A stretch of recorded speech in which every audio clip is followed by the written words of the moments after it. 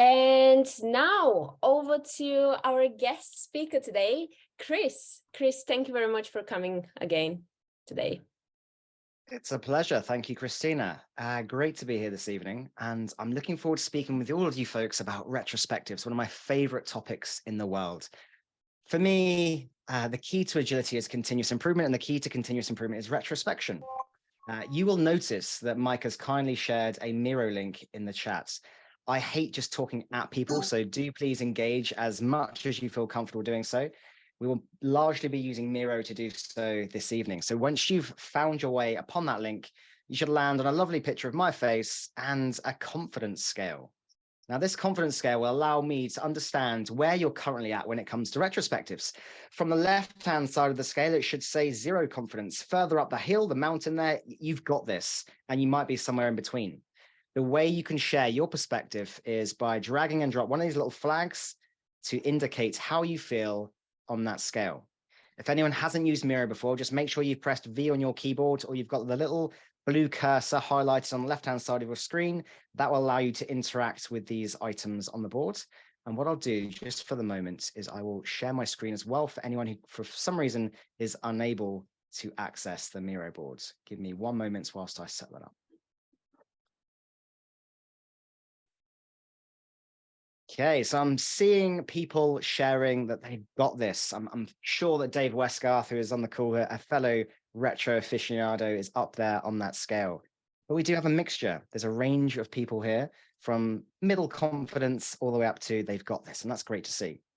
The next thing I'd love you to share, scrolling a little bit further down, is there is another set of scales. It says retrospectives are. And there are a number of duality lines. On the left-hand side of the first scale, it says retrospectives are negative, they're down, thumbs down experiences, or they're magical. In the middle scale, it says retros are light bulb moments, or they're confusing. And then the last question there, they are powerful or so frustrating they make your laptop want to explode. Share, again, your perspective on this scale. And this just helps me baseline where this audience is at. The shrewd among you will have noted that a little bit further down there is also a series of post-it notes. Just share a one or few words as to what retrospectives are in your experiences. There's obviously from your perspective only. What are retrospectives? I can see cursors flying all over the place. The majority of you are feeling retrospectives are magical. They are light bulb moments and they're powerful, which is great to see. But some of you have found them confusing, not ideal. Hopefully today's talk will help with that. Now, 50 Shades of Retrospective is all of my tips, my tricks, my flim-flams. I kept saying I wanted to get that word into a professional talk. All of my strategies for helping with continuous improvement and creating an environment of continuous improvement. One very important thing to note is that everything you learn today, everything I talk about must be taken. No, you're doing good. Of the people you are with. So it may depend on your culture. It may depend on the needs of your team, the maturity they're at, but they are all options at your disposal, new weapons in your arsenal to try, experiment with, learn and fail with. Ultimately, you could tailor some of these to your own situation, tweak them a little bit and see how you get on. Let's take a glance at what people are saying then. So retros are for inspection. I will slow down. Thank you for that feedback. Honest feedback straight away. I will slow down. I get very excited about topics that I'm passionate about, and I've got a habit of speaking too quickly. So thank you for that reminder. Retros are about pausing and adapting. They are about where the magic happens. They are fun. They absolutely can be fun. They're a powerful tool. They are about looking in the rearview mirror. They should be a safe space, and sometimes they are just a place to moan, alas. Now, if you prefer to interact via the Zoom chat, feel free. You can type inside there to interact. Some of the people hosting this event this evening will be keeping an eye on the chat for me for any questions that may come up. But I am much more someone who prefers to field questions as you go along. So don't wait till any formal time at the end. Now, remember those books when you were a child, those choose your own adventure style books where you would have a hero and it would say, hey, turn to page 327 if you want to choose this path for your hero. And you would turn to page 327 only to discover that your character had been killed in some horrific way. And you like, go back to the beginning because you didn't want that to happen. This talk is a little bit like that. I would like you to choose your adventure. And the way you can do so is by, again, using these little post-it notes to drag and drop on the topic you're most keen to learn about first. We will cover as many as we have time for. You have the foundations of continuous improvement, which is all about the basics that need to be in place to create an environment of continuous improvement. You have facilitation styles and techniques. You have retro formats, so a range of different formats that you could use to create a fun, engaging environment. Or last of all, that most important part, finishing up, where you turn the insights that you discover during a retrospective into actions. Because a retrospective without good actions is pretty much, as someone said, a lot of discussion and perhaps a place to moan. The one that gets the most votes is where we shall start. And by the looks of it, it's currently facilitation styles, but keep going. You all get at least one vote each. We'll give it another 15 or so seconds. Get your votes in, folks. I will quickly check the chat and just see if there's anyone feeling strongly there.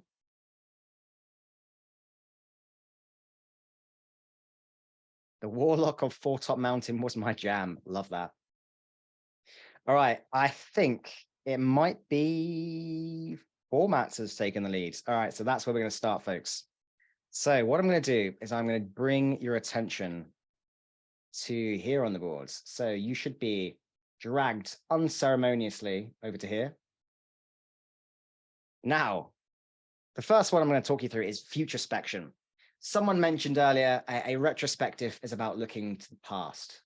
Looking in the rearview mirror, I believe, was the phrasing used. But that's not necessarily always the case. A very powerful retrospective format is to look to the future instead.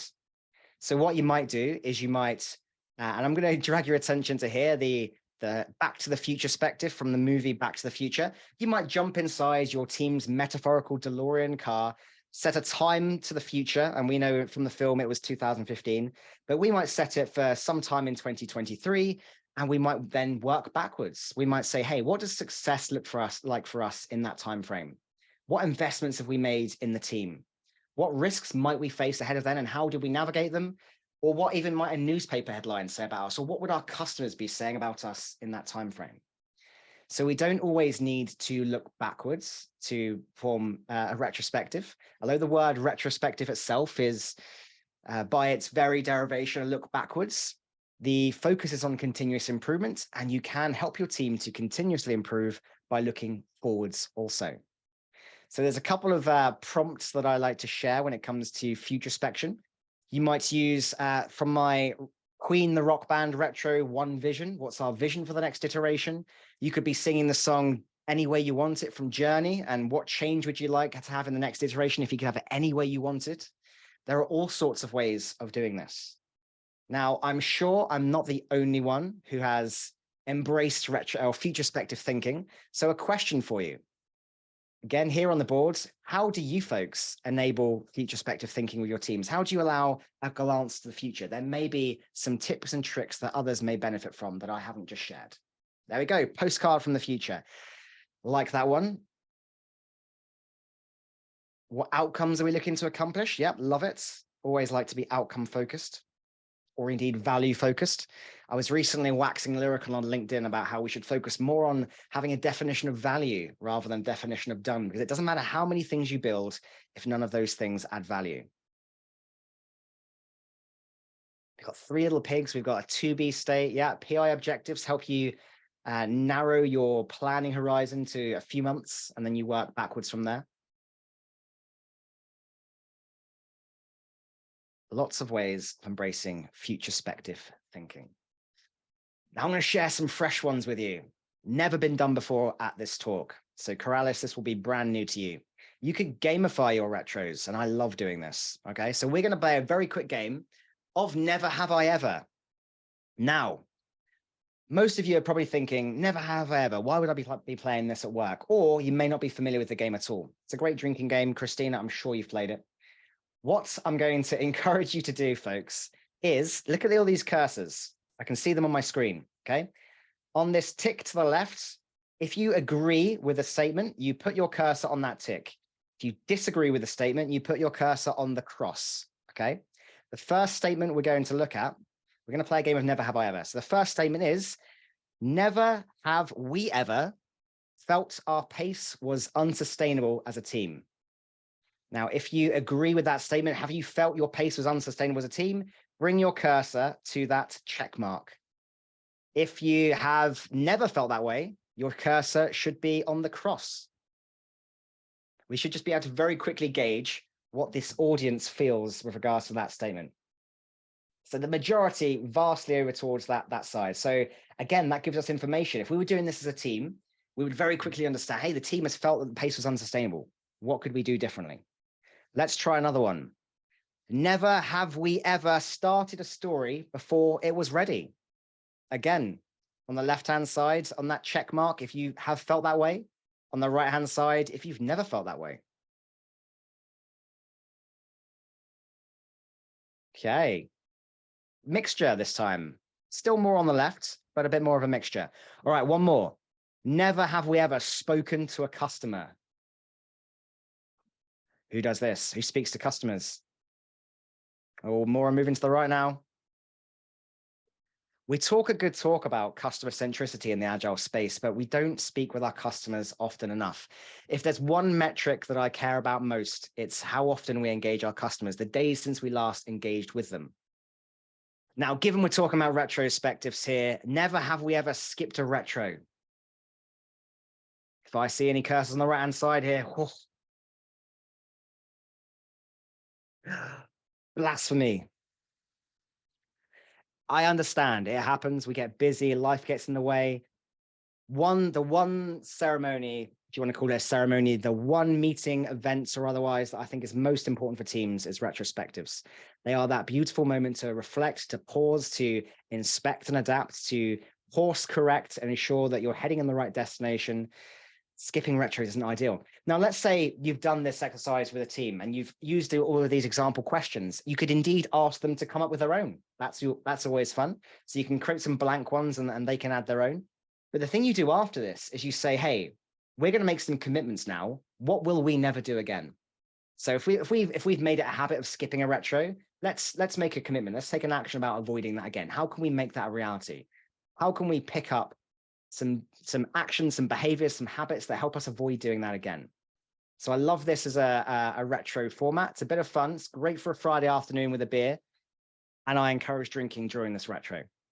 Now, how about another one then? The tetrospective. You can see this on the right. Tetris, the retrospective. I haven't actually released this one yet. It's not live. I plan to release it soon. But the way this works is on a random number generator, everyone takes turns and they will be given a random tetramino, one of the Tetris blocks. Each of the Tetris blocks correspond with a different type of prompt. So for example, we know in Tetris, the long one down the middle is the one you most need. That's your missing ingredient. So what's our missing ingredient as a team? You've got other ones that are a bit more adaptive. What helps us be adaptive as a team? Basically, each block corresponds with a different prompt. And the aim of the game is to have as few blank spaces as possible. So that's your score at the end. Now, every time the team reaches four blocks in a row, you must capture an action.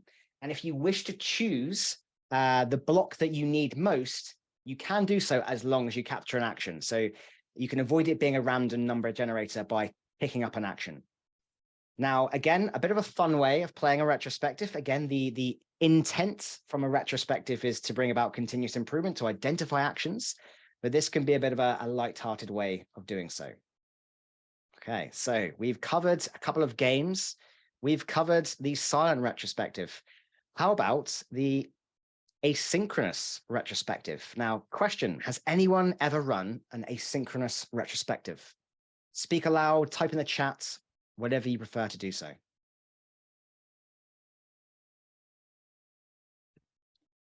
Thinking on it? Yes, Gemma?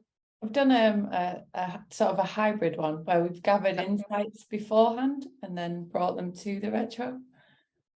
Brilliant, yeah. So what I find this really useful for is that the reality is these days, we've got so many people from all over the world. We've got globally distributed teams, and that's fantastic.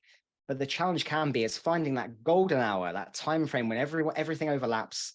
And what we don't want to do is skip retrospectives. So by embracing asynchronous communication, which takes place in your time rather than real time, we can still get the benefits from inspecting and adapting without forcing people to do so at a certain time frame. Now, there's a few other reasons why this is great. Now, there are, I'm sure, people among you who, when put on the spot and asked to think about, or how could we improve as a team, or what have I done in the past few weeks, it can be quite pressurized. It can be, your mind might go blank. There's a great visual that I often see that says your mind or your ideas or innovation during a workshop or a meeting is like a faucet or a tap just dripping little drips. But when you're out for a walk, or when you're out doing something else, it's like a flood. It's like just flowing freely. And I am the same. My best ideas come when I'm out for a walk.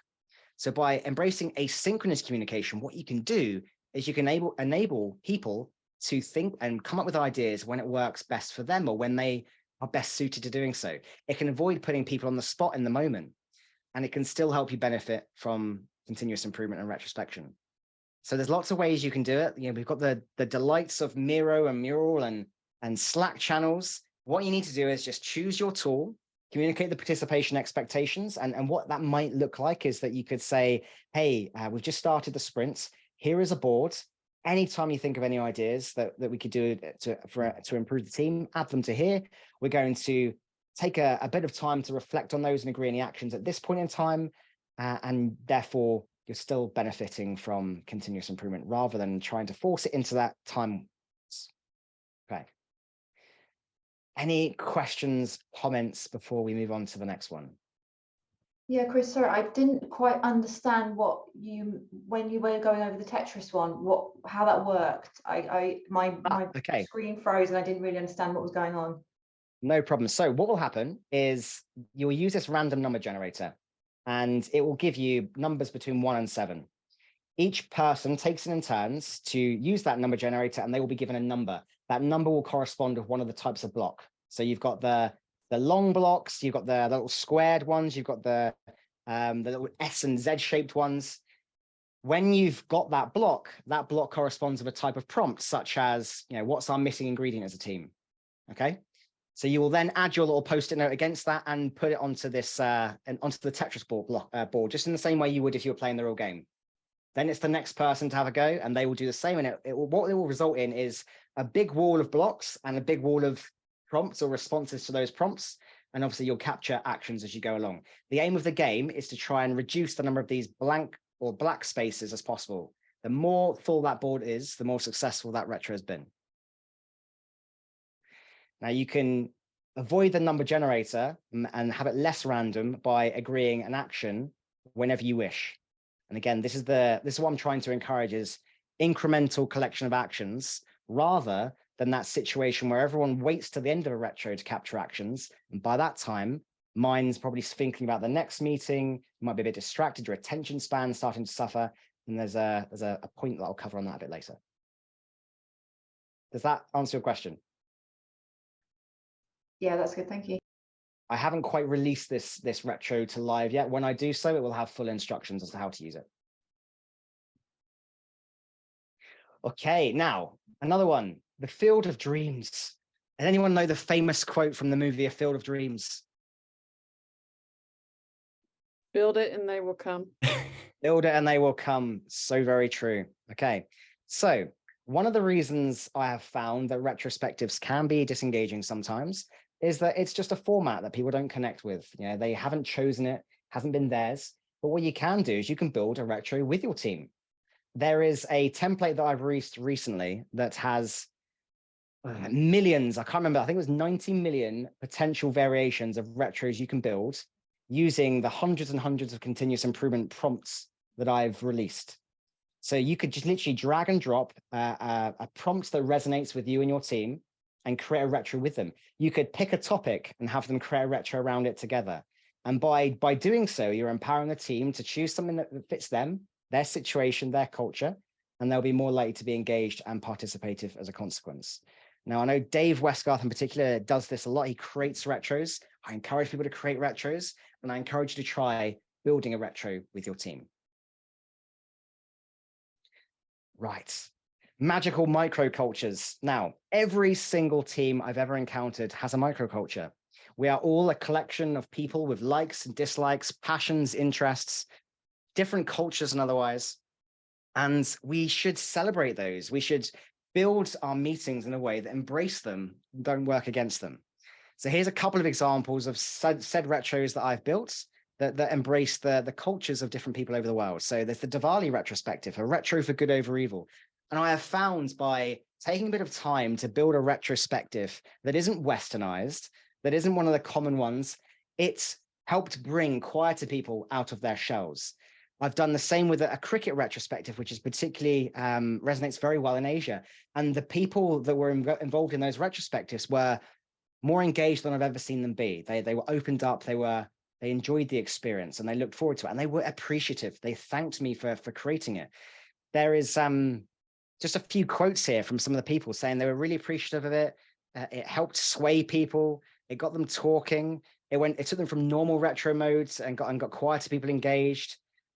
And they were happy to see the creativity. So I encourage you, if you've got a team that likes a certain thing, coming back to the build a retro with your team, build one that matches their microculture. There is another technique I often use, and I call it the wall of something. It's slipped out of my mind right now. But I basically build a wall style visual where we basically capture answers to questions, maybe an icebreaker in each meeting. And by adding the answers to these questions, over time, you start to build up a picture as to what that team is, what they're about, what they like and what they dislike, what the answer to those questions are. And then you can use that to customize and create something great for that team. An example I often give is that through doing icebreakers with a team based in Mexico, who have been working together for years, by the way, I did an icebreaker one day that was around video games. What was your favorite childhood video game? And we learned very quickly through doing that two of the team loved the same game. In fact, they played the same game regularly. They didn't know about it. And they arranged to play that game together that evening. We learned the team in general liked video games. And before we knew it, we had Zoom backgrounds that were video game themed. We had video game themed retrospectives became a normal thing. And that was because we took the time to learn about them and to create an experience, a set of meetings that fit them. So I encourage you to try that. Now, another thing you can do is to mix the mediums. Again, I'll give you some examples. I've created retrospectives on music, movies, television. There is the Queen the Rock Band retrospective, Daft Punk, Taylor Swift, Eminem, all sorts. If you've got a set of musicians or teams that love music, you can have playlists playing in the background while you're doing retrospectives. You could have the inspirational upbeat ones or during certain times of the meeting. You can have the more casual downbeat ones during other times of the meeting. You can embrace using music. You could use quotes from movies and television to create retrospectives that resonate with your team. There's the Game of Thrones. There's so many retrospectives I've created around that. You could ask your team. You don't have to be around movies and television. You could ask your team, hey, act out a yoga pose and tell me what that represented for you last iteration, or if the last iteration was a yoga pose, what would it be? And then what would a yoga pose that represents the next iteration be? And you could get people physically up and moving and miming. You could say to your teams, hey, go to the kitchen, grab an object that represents the last iteration and tell us why. You don't have to limit it to just start, stop, continue, or sad, mad, glad. There's so many ways that you can get people thinking creatively that ultimately results in continuous improvement. Just going to take a quick pause. Is there any questions? Yeah, yes, Chris, Michael, please do a death metal question, a death metal retro. We have a question in the chat, another one. How often do you change your formats? And does this come from the team or from the Scrum Master? So my default answer to many things is ask the team, what do they need? Now, I personally enjoy creating retrospectives, but maybe a team doesn't want to use a different format, and that's okay. So find out what the team wants. But I find mixing it up keeps things fresh, keeps things interesting, and often results in better outcomes than keeping the same retro over and over. When we come to facilitation styles, we'll talk about some variations on that. And as a few people have mentioned, I've done retros on Halloween, on Christmas. I think I've several Christmas themed ones. There are lots of ways you can do it. So you can bring things into topical time as well. I even did a retro based on the Queen's Jubilee. Rest in peace, Queen Elizabeth. But there's so many ways that you can create a retrospective. And someone's mentioned there, my team do not want to move from start, stop, continue, no matter what. That's okay. The important thing is, if that team is still getting value from those retrospectives, they are still identifying actions that result in improvements, it's fine. Start, stop, continue isn't the enemy. I have observed with many examples that it's less helpful and can become stale. Stale questions result in stale answers, I find. But if it resonates with the team and it results in improvements, great. However, if the team starts to stall a little bit, improvements stop happening, retros become less valuable, then it's time to prompt them to try something different. Hi, Chris. This is Pap here. I have a quick question. I have used a few of your themes in our team's retrospective, but what I've noticed, I know with these themes, there are like about 6 to answer or to think about. What I've noticed is a lot of the times, I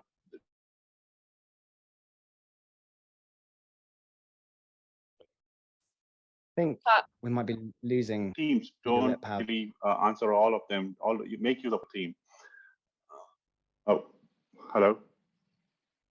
Pab, I'm sorry. I think you cut out at various points there. It's very difficult to understand your question.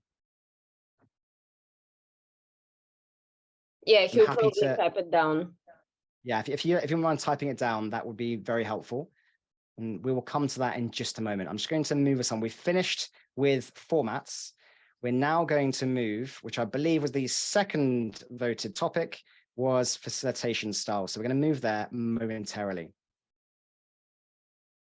Whilst that question is coming up and bringing your attention to here on the board now, folks, question for you. How does silence feel during a retrospective or indeed any meeting? Another duality line on the left-hand side of the scale, you've got so uncomfortable. On the right-hand side of the scale, you've got this. Share your perspective.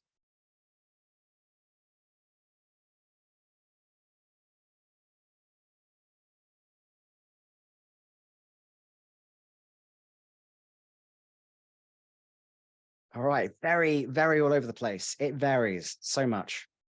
Now, I'm going to be very honest with you, folks. I used to hate the sound of silence, not the Simon and Garfunkel song, but the sound of silence in retrospectives was painful. Now, when it happens, there were lots of thoughts that began spinning through my mind.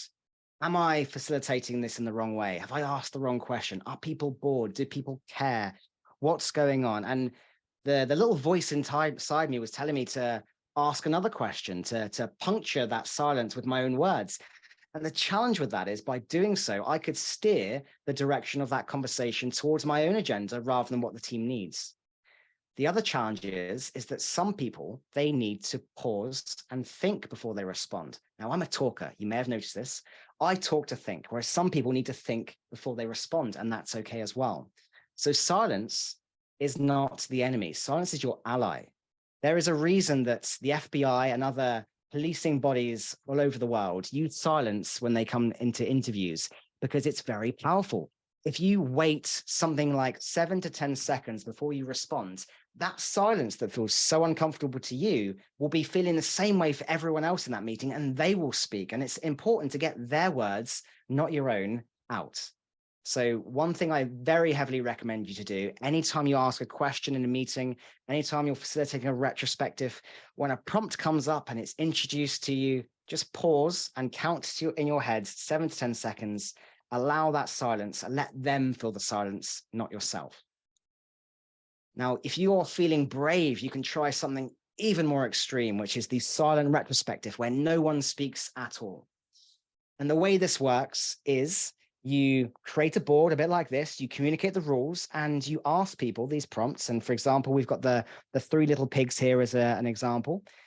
On this whiteboard, you have the prompts there, and the way that people query or ask questions or probe a little bit deeper is to add another post-it note, perhaps in a different color, just querying what they mean by that and clarifying it.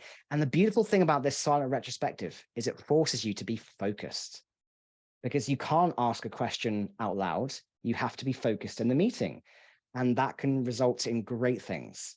You're not distracted by Teams or Slack or emails. You are focused because you have to be. So again, something quite bold. You need to be I would say the more mature style of teams to do this, but something to try is embracing a silent retrospective. And again, pause before you respond. Now, I'm just going to take a moment to respond to the question. Did it come in?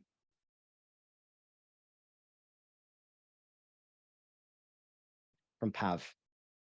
I don't think so. I haven't Pav, seen. you said you're asking many of the themes have around 5 or 6 questions, and the team doesn't make use of all the questions in the themes.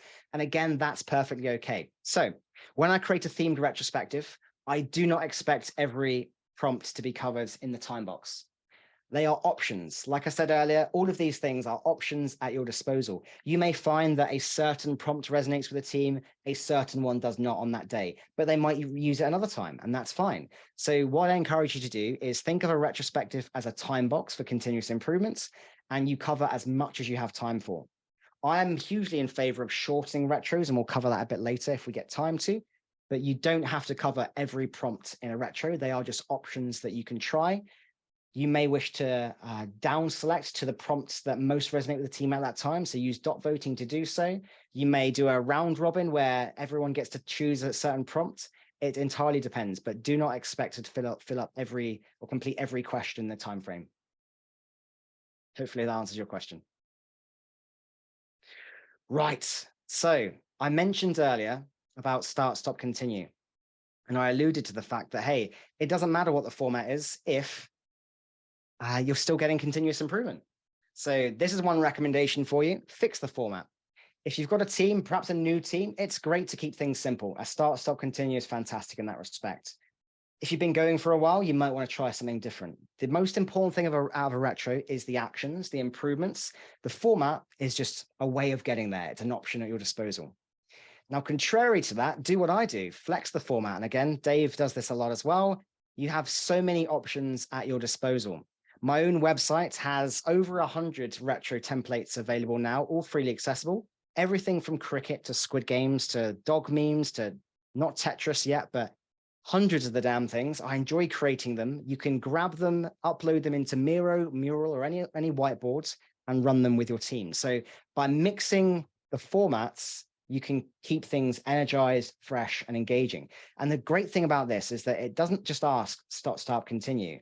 What it might do is say, hey, using the Queen, the rock band retro as an example, Don't Stop Me Now. And you play the song Don't Stop Me Now, which everyone loves. It's usually reserved for 3 a.m. in a nightclub back in England. But you play that song in the background, and it's about what things we should absolutely keep doing as a team. So it's the same outcome as continue, but it's asked in a slightly different way. The same thing as when I facilitate perhaps a daily sync or a daily meeting. And rather than saying, hey, what blockers do you have, folks? I tend to say, where could you be helped today? Or what would help you move forwards? Because that very slight change in language can result in very different responses. People don't like to admit that they're stuck with something because it questions their integrity. It makes them feel like they're not good enough in some way. But by saying, hey, I could be helped, or I could be making more progress by this happening, it's a very different question, and it results in more engagement. So often people just say, oh, no blockers, no blockers. By asking the same question in a slightly different way, you can get a different response. There is a hand up. Carmen. Hi everyone. Someone asked a question. I can't find the question right now, but it was around visiting previous action items. Do we just continue? So just a note from my side, what I normally used to do was capture the previous action items in Jira or somewhere, and we do revisit them because there could be a theme.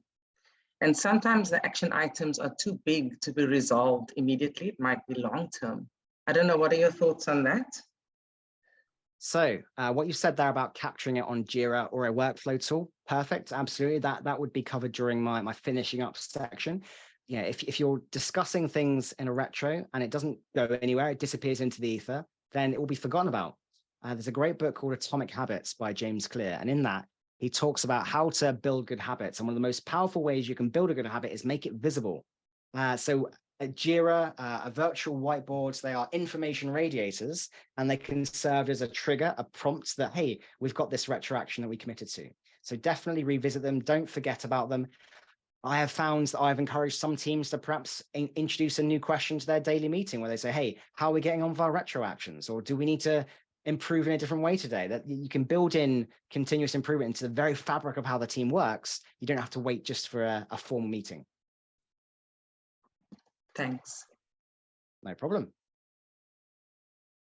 Right, so another one, facilitation-wise, is fuck the format. Excuse my language, but sometimes the retro format is irrelevant, right? I'll tell you a story, folks. Once upon a time, I start all my stories with once upon a time because that's how all good stories should begin. I was facilitating a retrospective with a group of very senior people. And I came to that meeting full of energy, fresh, and thinking, oh, my Queen the Rock Band retrospective is going to go great here. So I brought it and I thought this is going to go well. And I tried it and it just wasn't working. It fell flat. It failed miserably. No one was really caring. And rather than try and stick with it, I just said, right, ignore the format, fuck the format, right? Let's just have an open and honest conversation about what is the most important thing we need to address right now. What is the one thing we need to do differently? And that pivot resulted in that meeting being one of their most successful pause and reflect or inspect and adapt experiences because they were open and vulnerable. They narrowed down to the most important thing. So sometimes, depending on your situation, a format can be distracting and you're just keeping it simple and just having a conversation is all that's needed. There are some challenges that I get every now and then from certain people in the world who prefer to keep their meetings very professional. And that's okay. If that situation calls for it, that's fine. You don't need to inject fun into it. You don't need to be told how to improve. They are options at a team's disposal that they can try. And if it doesn't work for them, that's fine. Some people will call fun retrospectives not being very adult.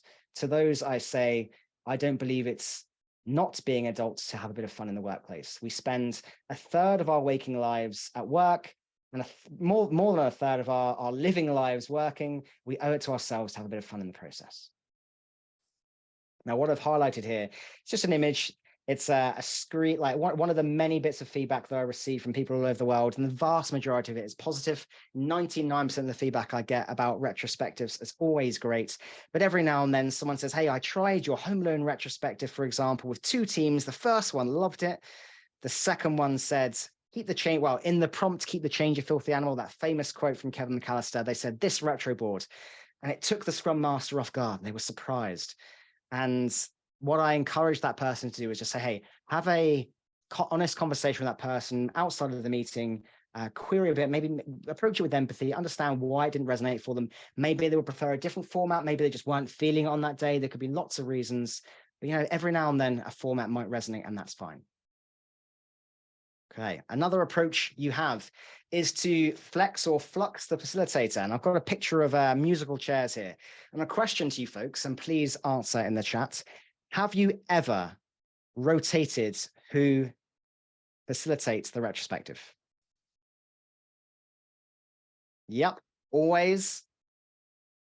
Yeah, lots of examples of doing this and fantastic to see. All right, now why do we do this? Well, every time someone facilitates a retro, they bring their own energy, their own style and stance. It can also build the capability for facilitation into the team. So rather than being dependent on a Scrum Master or an Agile coach, the team is responsible for continuous improvement. It's a team collective responsibility. So if that Scrum Master or Agile coach isn't available, the team is still prepared to do so. It can make it feel less like one person's responsibility, which is also great. And as I said, it can build a collective skill, a collective accountability for continuous improvement, because continuous improvement is a team game, folks. It's not just one person's job.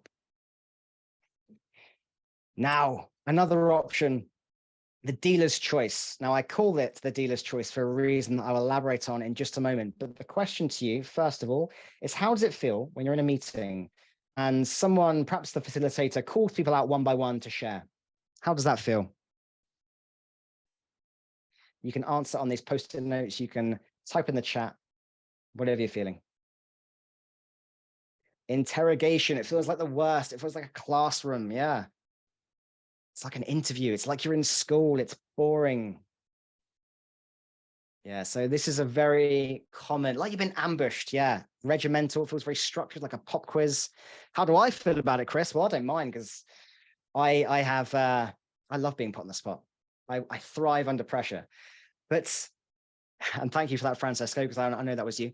Now, the thing about this is that as you've highlighted, it feels like you're in school. It feels very regimented. It's intimidating. It's not ideal. And it can put certain people under pressure. People may not like that. Certain people don't respond very well to those situations. Neurodiverse people might struggle with it. Now, one very slight twist that I like to use when I'm facilitating any meeting, not a retrospective in particular, but any meeting, is to allow the last person to speak to nominate the next person to speak. So let's imagine we're all in a big daily stand-up right now, and I, the facilitator, kick it off and say, hey, Michael, do you want to share? And Michael shares his update. Rather than then Michael passing it back to Chris, who then passes it on to Carmen, Michael nominates the next person. And this would be the same as if everyone was face-to-face like we used to be. You'd probably have some sort of physical totem that you'd throw to the other member of the team and they'd catch it and then it'd be their turn. This is a virtual way of doing it, and I call it the dealer's choice. Now, another great way you can do it is to say the last person to join the meeting is the first to speak. And that has the side benefit of encouraging people to arrive on time because they don't want to speak first. But I find it by doing it this way, what it does is it again creates a shared responsibility for facilitating inclusion, a shared responsibility for making it feel like a conversation, and a shared responsibility for involving the team, making a group session. So again, give that a try. Don't have one person facilitate it, mix it up and have the last person to speak nominate the next person to speak. Conscious, how long have we got? We've got till 7:30, Christine. Yes, that's correct. We've got ages, folks. We've got ages. Okay, so liberating structures. Hands up if you are familiar.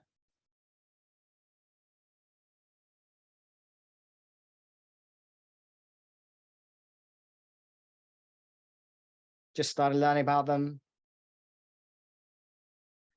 Yeah, liberating structures. I can see lots of hands coming up. Brilliant. So there are many liberating structures, and they are fantastic ways of involving a group. They allow you to diverge individually and then converge as a group, perhaps to agree a consensus. Now, some of my favorites are 1, 2, 4 All, Troika Consulting, Triz and otherwise. There's a great website and a book indeed about liberating structures. You can look through all, I think there's maybe 30 of them, and experiment with them. There are so many options. Now, again, what I like about these is they can allow people to get their thoughts down individually before sharing with the group. It can allow quieter voices to get their views heard without dominant voices taking over. I'm sure we've all experienced this where someone asks a question, only the loud people speak and the other people get drowned out.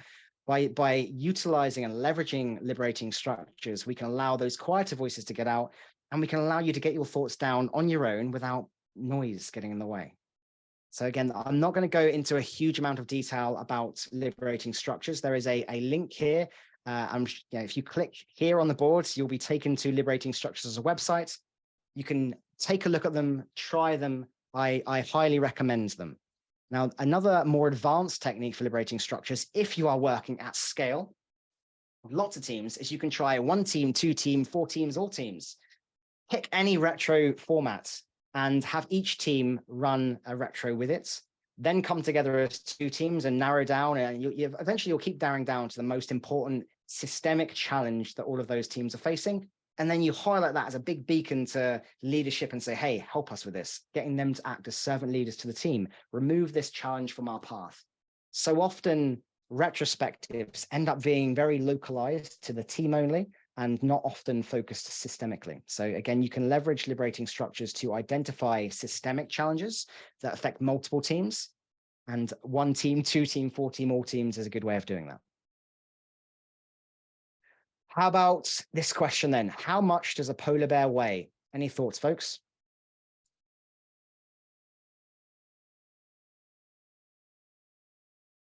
Enough to break the ice. Enough to break the ice, yes. Few of you know this. Very, very dad joke, right? But I love icebreakers. I build every retrospective always has an icebreaker in it. And I alluded to the reason why earlier. We are a collection of beating hearts behind our machines. We're not just resources. So I build time into the meetings that I facilitate to ensure that you've read me recently. Thank you, Francisco. I build time into every meeting that I facilitate to ensure we focus on the human behind the team.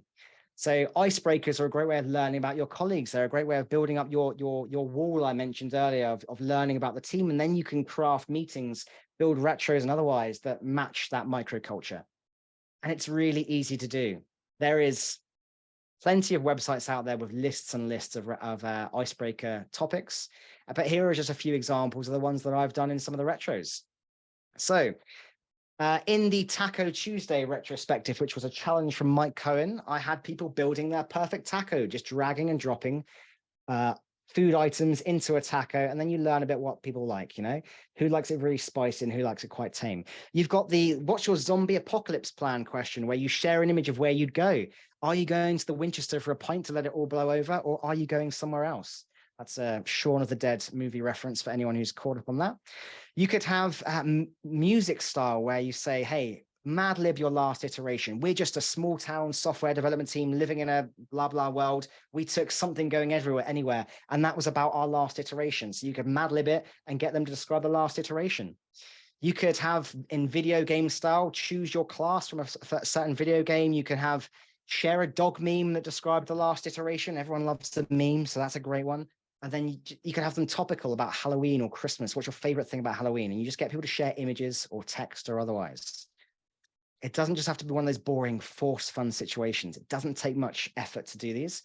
And as I said, it helps you focus on the beating hearts behind these machines, the human involved, and yeah, you can form connections with people far easier as a consequence. And whoever's written run there, good idea. It depends on the zombies you're facing. If you've got the Walking Dead zombies, you could probably just walk because they're pretty slow. But then you've got the running ones from what's the movie? 28 days later. 28 days later. Yeah. Horrifying. I'd hate to be in that zombie land. But zombie land, they're actually quite slow. Anyway, now another option for you. You could physically escape your environment. Now, was anyone feeling brave and would like to read this sentence out loud? If not, well, I'm not going to do it because I know the answer. If not, just read it on your own. I can read it out loud. Go for it. In this sentence, by the time you are done reading, you will have already skipped over the double the. It's true. Gotcha. Right. So what have we done there? We've learned that the human brain is incredibly powerful. It's a great filtering mechanism. It just skips over information that's duplicitous. It skips over information it thinks you don't need. And it's the reason why if you put the first and last letters of any word together in a jumbled sentence, you can still pretty much understand the words you're trying to say or that are trying to be conveyed. Now, why is this relevant? Well, when you're writing a big email or a document and you've been looking at it for hours, and then you send it for someone to have a review, you know, a bit of pair working, and they spot several errors, and you're like, how did I miss those? The same thing. You filter out things that aren't relevant to you. We've got this thing called low latent inhibition, where we filter out things that aren't relevant to us. It's the reason why if you're walking through a big town or a city, and there's advertisements everywhere, we're constantly exposed to them, billboards and everything, and you might ignore them. But then the day later, when you've decided to buy a car, suddenly you start to spot signs about cars that you might want to buy, and TV adverts start sticking in your memory because we filtered out previously, but now it's relevant to us. We care about it. Now, how does that fit into team working? Well, if you've been working for a team for a long time, you probably start or begin to exhibit behavior where you stop spotting things that you could be improving. It's just become how you work. You stop challenging the status quo. Whereas by escaping the environment, you can spot things, or you can have other people spot them for you. So there's a few ways of doing this. You could physically escape the environment. You could take a retro out for a walk. I mentioned earlier, ideas come to me best when I'm out walking. Rather than sitting behind a desk or sitting in an office, take your retro out for a walk and see what happens. You could try having guest facilitators. You've got a mini cartoon version of Chris Stone, the virtual agile coach there, kindly drawn by Steve Sampson-Jones.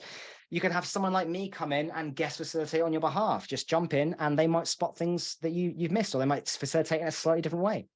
And last of all, again, if you're feeling brave, feeling rebellious, you could try pair ceremonies. So jump into a ceremony with someone else and see how they facilitate, and vice versa, and benefit from their knowledge. Again, retrospectives often happen locally, and the knowledge that is gained from them is often not shared widely. And we can address that by pair ceremonies. So physically escaping the environment or metaphorically escaping the environment can be a great way to freshen things up. I'm going to pause very quickly and check if we have any questions before we move on to the third of our topics.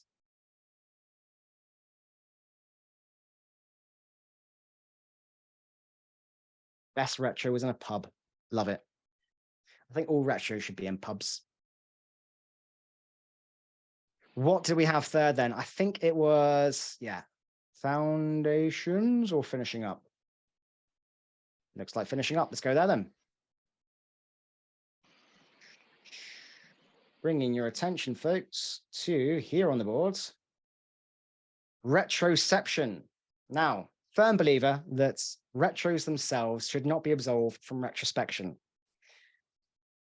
How do you do this? Well, I've got a couple of examples. This is my Matrix retrospective. I mentioned I like movies. And in this retrospective, you have questions like, hey, I know Kung Fu, and there's a great scene in the movie where he just plugs something into his neck and instantly learn Kung Fu. And this is about how you could acquire new skills as a team. What new learning would strengthen us, right? So you've got these great questions, but at the end, I build in every retro a rate your retro method. This is about capturing a feedback about how the retro was itself.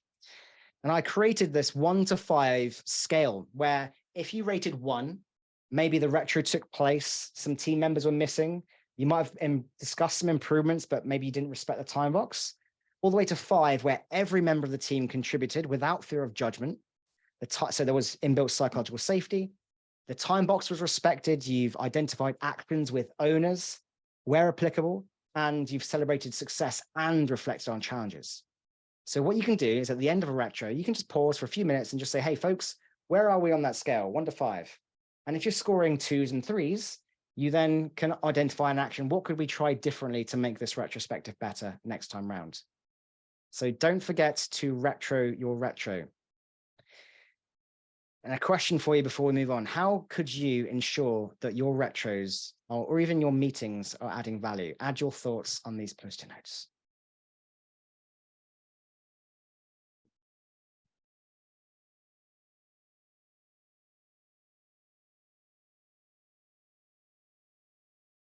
For people asking, yes, I believe the recording is going to be uploaded so you can rewatch later. Again, if I am speaking too fast, let me know. Give me a wave or something. I get passionate and excited. I can't help it. Yep, so ROTI, a return on time invested loop. That's what I was talking about there. You could simply ask the question. A good question to ask at the end of a retrospective is, what would you like to see more of next time? What would you like to see less of next time? 2 questions, very easy.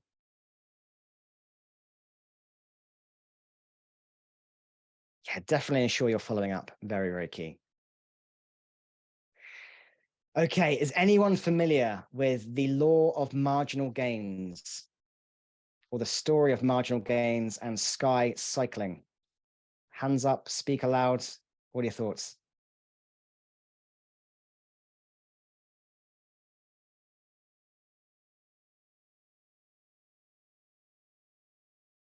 Yeah, we've got a hand up. Great. I was about to say, and wait, I'm counting that 10 seconds to make sure everyone has the opportunity to respond. Few of you have heard of this. Okay, so sky cycling on the national scale, as of the early 2000s, were largely relevant. In fact, British cycling had, I think, won 1 medal at the Olympics, never won the Tour de France. Now, a new sporting director. This is a reminder. Hush, Alexa. Alexa's telling me to write my book. Thank you, Alexa. Now, the David Brailsford, from the new sporting director from Sky, came in. Reminder. Hang on. Write your book.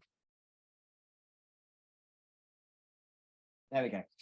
David Brailsford came in, the new sporting director for Sky Cycling, and rather than focusing on trying to fundamentally change everything, a big bang shift of how they were working, what he said was, let's focus on small wins, tiny gains, marginal gains. Let's focus on just becoming 1% better every day. I mentioned James Clear earlier in his book, Atomic Habits. If you were to improve yourself by 1% every day from the beginning of 2023 all the way to the end, by the end of the year, you'll be 37 times better than when you started. But if you got 1% worse every day, you would not nearly be in as good a shape. Now, what this means when it comes to retrospectives is commit to smaller actions.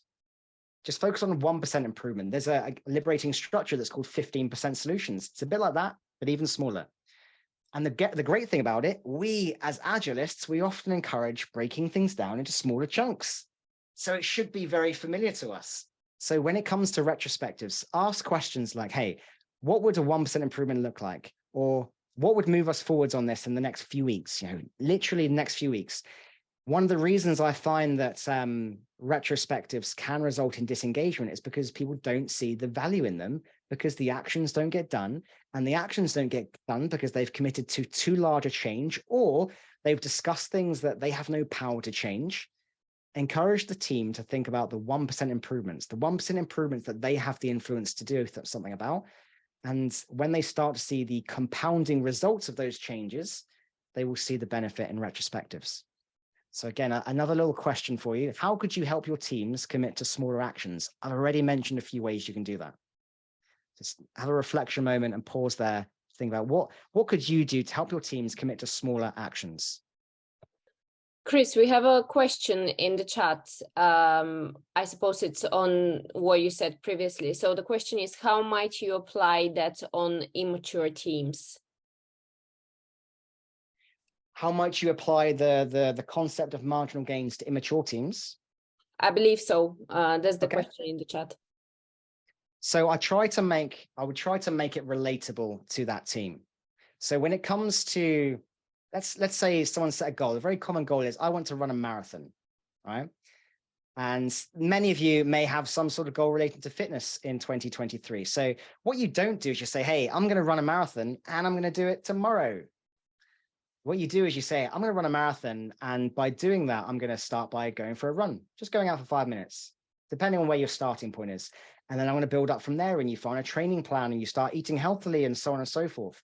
You break your big idea, your big thing you want to do down into lots of smaller chunks, and you just narrow it down as much as you can. Keep splitting it until it's something that's achievable in a few days. We practice story sizing, and some teams won't accept a story that's bigger than a certain size. You could approach the same with retrospectives. Could this be done in a few days? And if not, can we split it further? But try and make it relatable. And yes, people are adding here, don't commit to too many things at once. There's a thing I talk about having laser focus or monotasking rather than multitasking. A recommendation I would make if you've got a team struggling with actions is just commit to one thing. Get that one thing done, and then the next retro, commit to another thing. And then if you start completing those one things and having capacity, commit to two, but start smaller rather than commit to too many things. We know how frustrating it is when we commit to something and don't achieve it. It feels bad. And there's a reason it feels great at the end of the day when you check off your to-do list, because we get a hit of dopamine. We get excited to have achieved something. So start smaller. How about smart, actionable actions? How do you make your actions actionable? You can make them smart. Now, there's a few criteria that I consider makes a good retro action. It's on the backlog and it's visible, as alluded to earlier by Carmen. It's got to be visible. It should be prioritized alongside other work. If it's a side of desk job, it will be forgotten about. It will be the last thing you focus on. So encourage your product owners to put it on the backlog and prioritize it alongside other work. Ideally, it's got an owner. There's a concept called the diffusion of responsibility, where the larger a group is, the less likely someone is to pick something up. Just like there were studies done on subways in the 60s, where the more people on a subway cart or trolley or car, the less likely they were to intervene when someone fell over, particularly if they were drunk or of a certain look about them. Same concept when it comes to teams. Have an owner for your actions. And the last one here is try and ensure that the actions are within the team's sphere of influence. I often describe there being 3 levels of influence. There are the things that the team can directly control.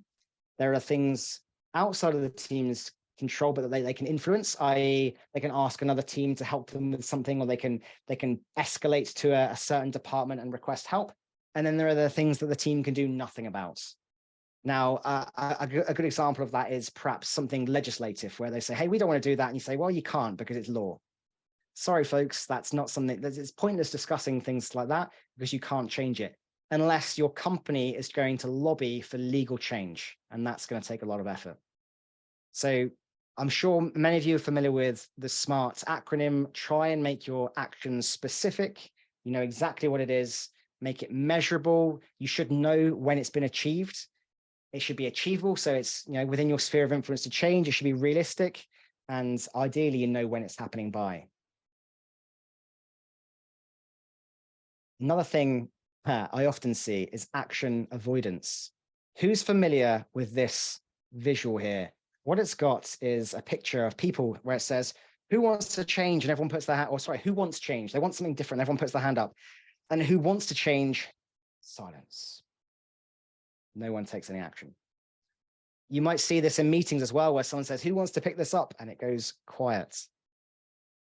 So one of the things that I refer to when I face this is I remind the team that if you are taking no action, that in itself is a decision. If the team is aware of a challenge, a problem, and they are doing nothing about it, what they're doing is they're accepting that reality. They are saying that the comfort of not changing is worth more to them than the discomfort of changing, and they won't get the improvement they're seeking. Another quote I often refer to is Einstein's definition of insanity. You can see that below, which literally says, if you're doing the same thing over and over and expecting different results, that is insane. So if you've got a team that isn't picking up actions, is avoiding actions, doing nothing about it, that is their decision, and remind them of that. Change is difficult. I often refer to change being uncomfortable. It's evolutionary and human of us to enjoy comfort. We seek a state of homeostasis and equilibrium. There's a reason why on a cold winter's morning, like now in the UK, I don't want to get out of bed because it's comfortable, and I'd be forcibly putting myself in a discomfortable or an uncomfortable state to get out of bed. It's the same when it comes to change. We don't like it. It's hard, but we all want it. So we have to do something. I see lots of people sharing their LinkedIn profiles. Great to see. Networking is important, folks. Now, another one I like to recommend is don't just dot vote with dots. Build it into the theme. So you can see here I've got little Freddie Mercury's, because who doesn't want to vote for an idea based on a tiny Freddie Mercury? Same thing applies with lots of teams. The beauty of Miro and Mural these days, you can grab any image and use it as a dot vote counter. So it's a lot more fun than just using dots. And again, what we're trying to do here is trust the team to address the most important thing to them. I use dot voting very often. You've probably seen me use various interaction methods during this session today. But if I'm facilitating a retrospective, one of the first things I do is say, hey, we've got this format. Which of these prompts would you most likely to do? And do a dot vote. And then we cover that prompt. People get their ideas down. They do the silent divergence where they get their thoughts down first. Then they dot vote on the most important idea that's come up, and then they pull an action from it. And then you move on to the next prompt. What I don't do is I don't say, here's your 4 to 6 prompt, folks. Let's sit in silence for 15 minutes and get all our thoughts down. And then let's figure out where we're going to start. And then let's wait to capture actions to the end. Because as I mentioned earlier, by doing so, we are backloading the capturing of actions, the most important part of a retro, towards the end of a retro when our minds are wandering and we're running short of time. So try to avoid doing that. Again, lots of LinkedIn things flying around. Good to see. Let's jump into the foundations then. I hope everyone is familiar with the Retro Prime Directive. Let's see some plans if you're familiar with the Retro Prime Directive.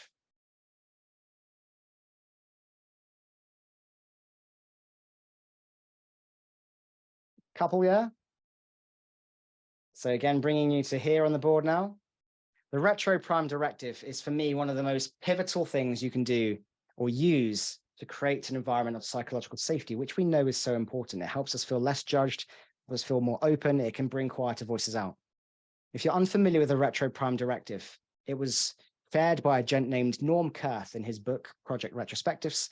And it simply says, regardless of what we discover, we understand and truly believe that everyone has done the best they can, given what they knew at the time, the skills and abilities they had, the resources they had available to them, and the situation they were facing.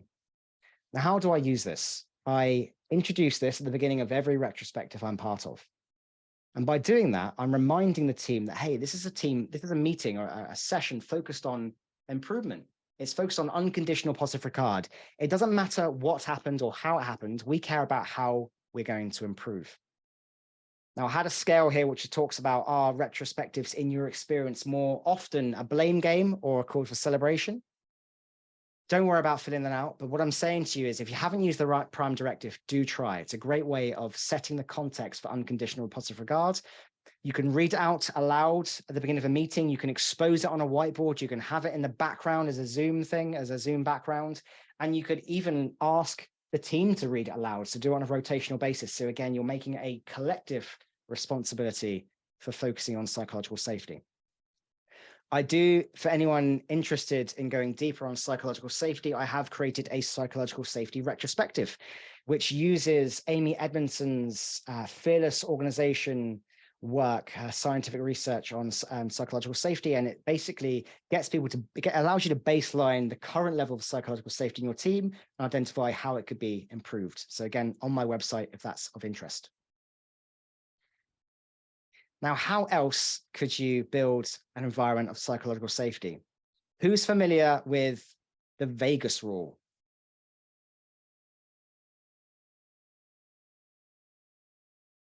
See a few hands up. Vegas rule. Please, someone share with me. What is the Vegas rule?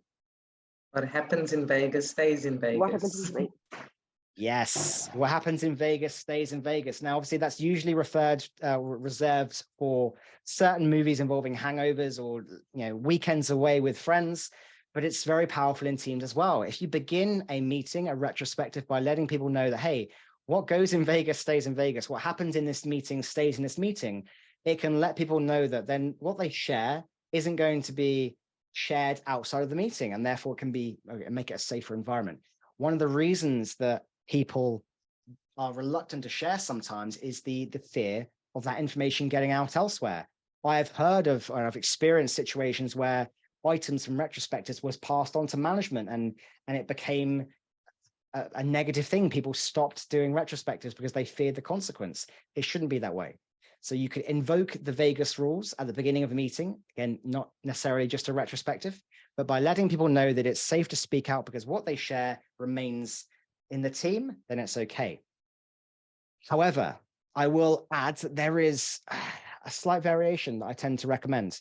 The challenge with the Vegas rule is that I mentioned earlier, the knowledge from retrospectives, and it is knowledge, it's a resource, knowledge is a resource. All of that learning can remain locally to the team. And then it means others don't benefit from it. Other teams, other parts of the organization doesn't benefit from that knowledge. So a variation I tend to recommend is the Chatham House rule, which basically is essentially for the same purpose. It's about protecting the individual, but you are allowed to share the details discovered in a retro, but you don't attribute it to any individual or in any way that could cause harm. So you might share on the learnings, you might share on some of the challenges, but you don't attribute it back to an individual so they don't suffer any harm as a consequence. So a variation on the Vegas rules, I recommend more than Vegas itself. But again, it depends on the team. If you have a low level of psychological safety, you may wish to start with the Vegas rule. I'm going to bring you to here on the board now. Let's think about inwardly. Solospection is something I practice regularly. I journal, I note down what value I've brought, I note down what's going well for me, I note down what's not going so well, and I think about what experiments I could try next. Now, we as Agilists, those trying to prompt teams to improve, we should be willing to turn that mirror inwardly and improve ourselves. Continuous improvement is not just a team sport, it's an individual responsibility too. I have progressed most in my career by embracing solospection, and I encourage you to do so as well. So just take a few moments. You don't have to fill this out now, but there is a bit of a template on this board where you can just pause and say, hey, what value did I bring this week? What achievements have I made? What would I like to accomplish next week? What steps will I take to achieve this? If you're feeling like doing so, just pause for a moment and reflect inwardly, and then use that to alter your trajectory, to plan your next week accordingly. You don't have to just retrospect alone, or as a team, sorry. I love a good Elvis quote. We're going to do a few more plays now, and then we're going to wrap it up with a retrospective or a feedback loop in this workshop itself, because it wouldn't be me without doing so. I love an Elvis quote, and one of my favorites is a little less conversation, a little more action. Now let's find out why. On this scale, you have a question. How long are your retros? On the left-hand side of the scale, they are 30 minutes. On the right-hand side of the scale, they are 2 hours. Drag one of those timer icons on the scale to match where you sit on that scale.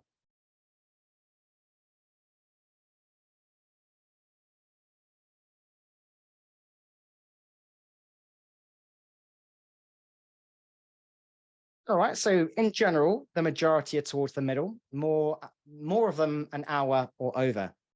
Second question, how long is your attention span? Same process, drag and drop on that scale accordingly. For anyone saying their attention span is over an hour, I would love to work with you.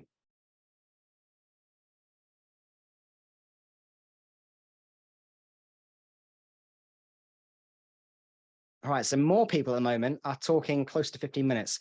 Research suggests that these days our attention span is closer to 8 minutes than it is an hour plus. This is based on some research that Microsoft did a few years ago. Now, we've got a bit of a problem because we've just very quickly highlighted that most of our retros are closer to an hour or more. Most of our attention spans are 30 minutes or less. And I mentioned earlier, what happens at the end of a retro? Typically, what happens at the end of a retro? Actions. Actions. So if the most important part of a retro is actions, and the time we capture the action is at the end of the retro, and our attention spans are already suffering, we're thinking about what we're going to have for dinner, we're thinking about our next meeting, we're thinking about needing to go for a walk, that's a problem. So one of the things that I recommend is shortening the retro. A little less conversation, a little more action. So rather than doing an hour retro, try 45 minutes. Rather than doing 45 minutes, try 30 minutes. Just take a few prompts, focus on the most important thing the team needs to work on, capture an action, and move on. Give that a go.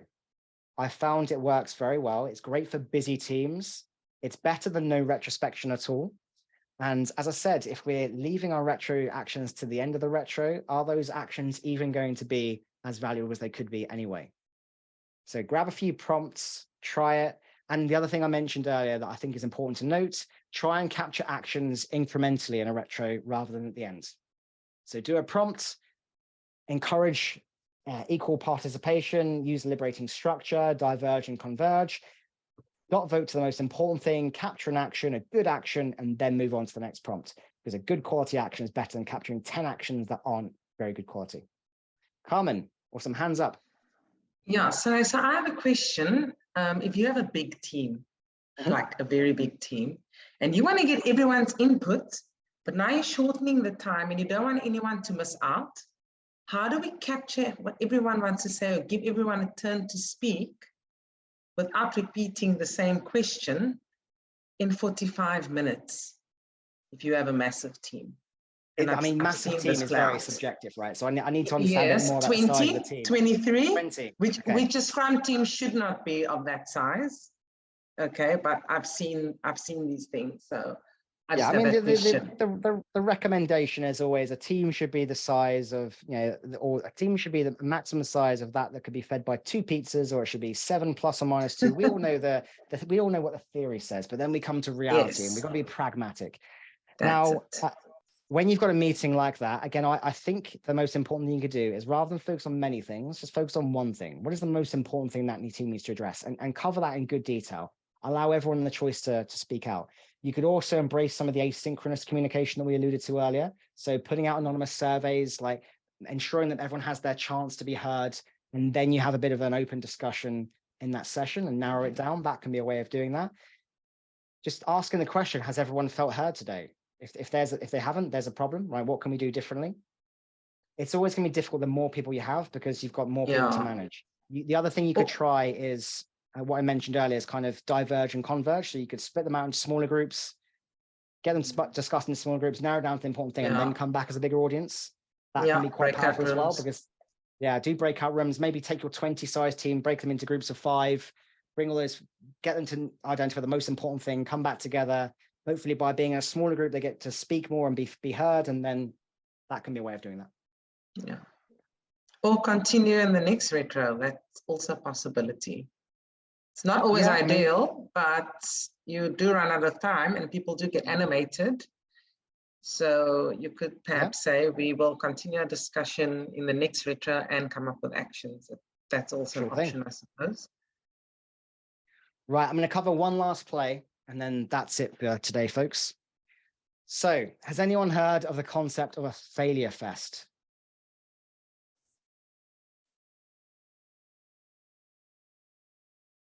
There we go. Yes. A few hands, all right. Now, answer this question on the screen. Fuck up night, someone's called it. Great, yeah. What does failure mean to you? Put your thoughts on these post-it notes. What does failure mean to you?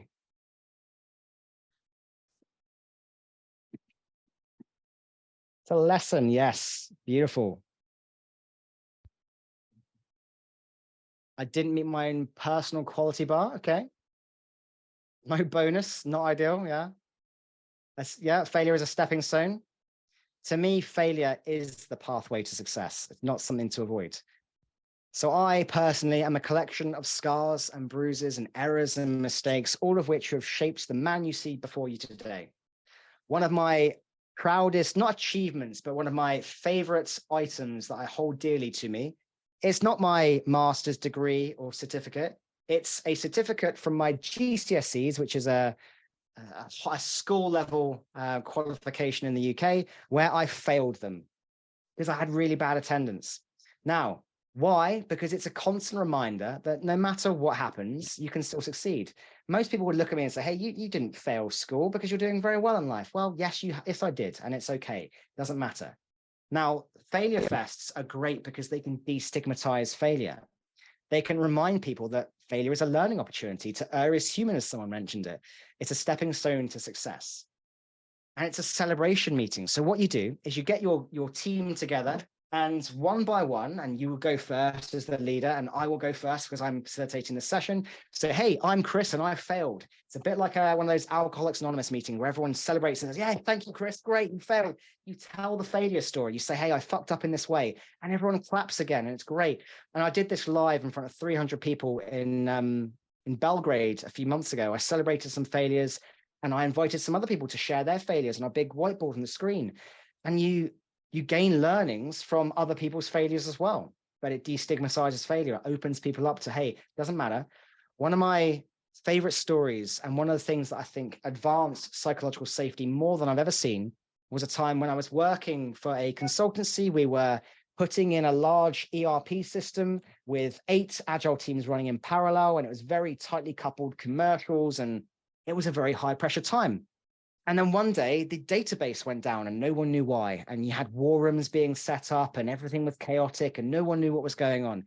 And then at 4 o'clock that day, an email came out from one of the developers, Marcus, and he said, hey, that was me. I broke it. I'm sorry. And I thought that was very brave. But the response from the leadership team was the most powerful thing, because they said, that's okay. Thank you for being honest. And let's do what we can. Let's ensure that we can avoid that happening again. It wasn't blame. It was celebrating the fact that person failed. They were honest about it.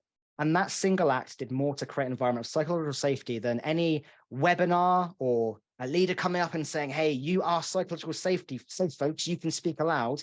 Words don't create psychological safety. Actions do. So a failure fest can be a great way of reinforcing that, of celebrating failure. That is all we have time for. So what I'm going to do is bring you to the feedback loop. So a couple of questions. There is a feedback loop, a return on time invested scale on this board. Bringing your attention to it here, drag a post-it note on the scale. On the bottom of the scale, it says, this was a worst ever use of my time. A 3 is it was okay, and 5 is the best ever. Drag a post-it note to it and add in any comments that you'd like to share about this particular workshop. Once we've done that, I will ask a couple of questions that Anne have asked me to ensure I have time for, and then I'm going to point you towards some more resources that you might find useful in your quest for continuous improvement. All feedback is welcome, folks. It helps me improve these workshops. If you didn't like it, it wasn't a great use of your time, let me know why, and I'll ensure to take that feedback on board.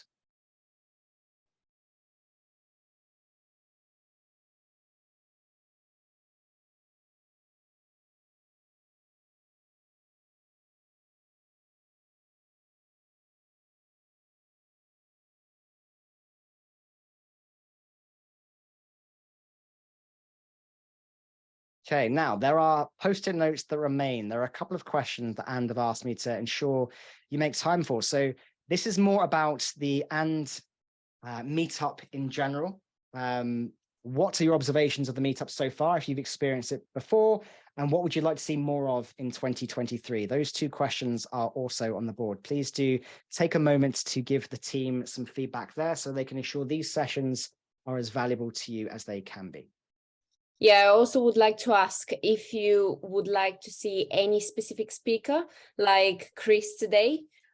Just please put his or her name there, and we can reach out to them, as well as topics. We're trying to improve as much as possible. This meetup is going for 5 months now. And considering how much attendance we had today, like, I'm very optimistic that we'll just build that community, and we'll just get more and more people, you know, like-minded people learning and sharing their experience. And thank you very much for joining today. It was great to have you all. What I'm going to do very quickly, I know I'm still sharing my screen. Yep. Links have been shared about me, but if you want to connect with me on LinkedIn, there is a link to do so. I have a YouTube channel with lots of videos about agility. I mentioned I have a website with over 100 freely accessible templates that you can use in Miro, Mural, or otherwise. There is a link to that. I do have a book coming up called The Retrospective Playbook, so look out for that. And the last thing is that I do deliver agile training, but I don't do it in the usual way. I do it over several months because I don't believe in the standard 2 days courses, which just begin your journey. I like to focus on longitudinal training and support. If you would like to win a free seat to one of those training courses with me, I would love for you to, in the interest of solospection, post on LinkedIn, tag me in it, add the hashtag solospection, and just mention one thing you liked about this workshop, one thing you learned, and one thing you're looking forward to trying. If you do all of those things, you'll be put into a prize draw where you could win free 6 months of agile training with me.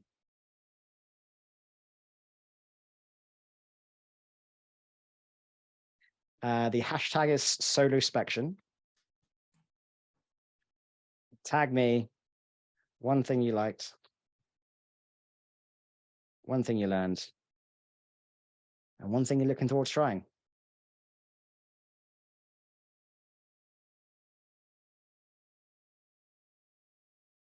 For awareness, I have given away a number of free seats in the interest of diversity and inclusion. So the last free seat I gave away was for a woman in Agile, and the current one I'm giving away is for a less privileged group than I, so someone from an ethnic minority.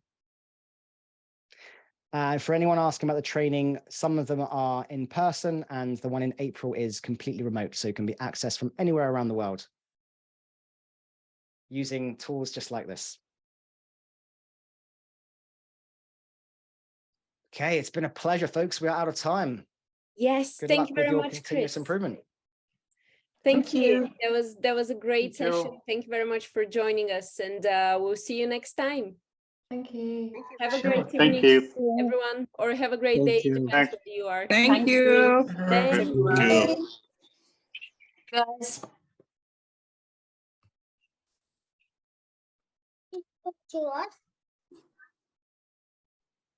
Sorry, let me just exit.